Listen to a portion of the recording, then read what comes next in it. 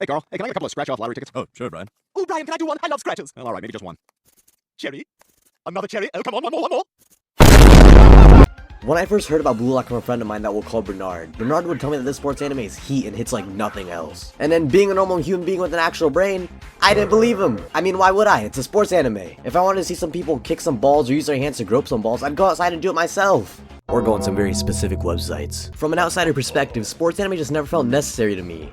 But you know what? Because I'm in love with my friend Bernard, and I've lost a good few nuts to his pictures, a part of me deep down felt like I owed it to him to check out Blue Lock, so I hopped on, and wow, I was not ready for this. Isagi is the main protagonist, Kira gets his dick cut off, and now they're competing to be the best striker in the world. I'm sure the million of other Blue Lock YouTube videos you watch have already told you as much and restated the plot, so I'm not gonna really bother myself with doing that. What I do want to talk about though is the Blue Lock experience.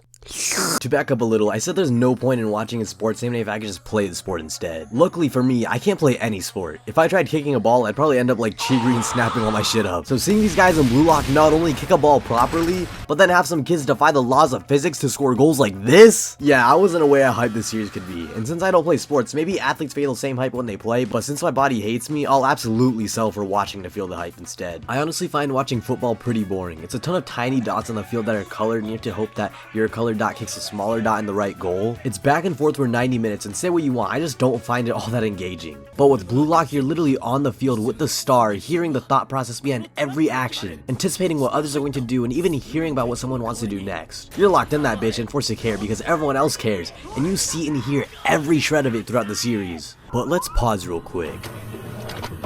I know a lot of you actually do enjoy watching football, so let's use an example so you kind of understand what I'm saying. Imagine you're at school and you're taking a test that you know nothing about, but there's this voice in your head that's like, oh no, I can see the future of this test, but it's not one where I pass.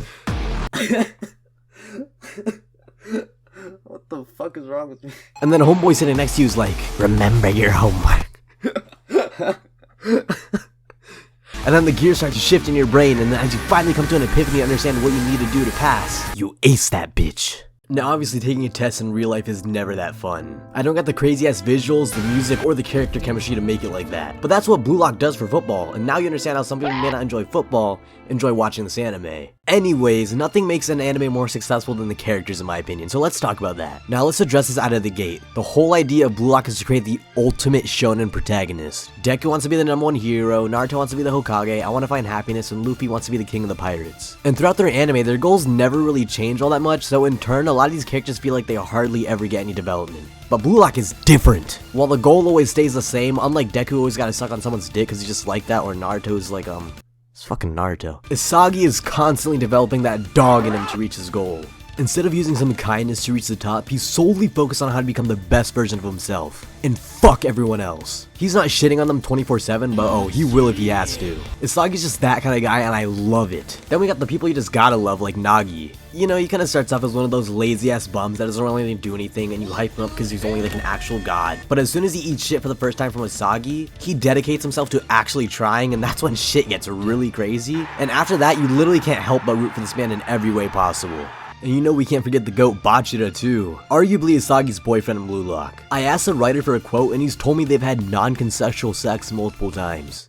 Wait, but Bachira's just that guy too. He's kind of insane but in the best way possible. And whenever he's on screen, you can't help but just get your eyes glued on that thing like you just saw a naked girl for the first time. But them aside, there's so many great characters that make this series, and that's the best part. But now I gotta do that thing all the cool anime YouTubers do, so put on your big boy glasses and get ready for class, cause now we're gonna talk about the themes of Blue Lock. So if we flip to page 1, we'll see that Blue Lock says, stop being a bitch, work out, do better, slap your mother in the clit, install the homeless guy outside your school building and feel immense guilt after that hangs over your head for the rest of your life. Make money, forget about bitches and... Okay. Basically, Blue Lock is all about self-improvement. This was what got me to stay when I watched the anime.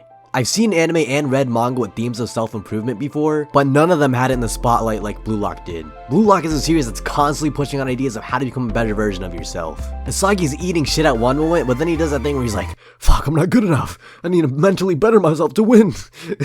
And then by some circumstances, it's almost different every match, he gets a literal puzzle piece to improve himself and become better and better. And I gotta say, as a young boy who goes through it on occasion, I needed to read Blue Lock. It put a lot of things in my life into perspective, and those are probably my favorite type of stories. The ones where you can take the themes and apply them to your real life so it can change it for the better. Yes, a fucking football anime did that for me. When Isagi scored that final goal against Nagi, I literally told my parents I was moving out the next day. And then I knocked on Bill Gates' door and we made passionate love, and now I'm a billionaire via an affair. Reading Blue Lock just gets you on that self-improvement grind, what can I say? But jokes aside, a story like Blue Lock that encourages healthy egotism and self-improvement, this may be actually what we need in a generation of guys who thinks this guy's a good role model.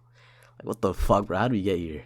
But yeah, that's basically my mini review slash analysis of Blue Lock. I do read the manga and I'm all caught up, and I'd give that shit a fat juicy 10. If you guys enjoyed the video, subscribe, kick the like button until your legs turn into cheekies, and say something stupid in the comments.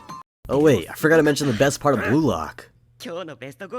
Yeah. So don't you think Henri is a fat ass? Like, She's fat? what the fuck? Are you retarded?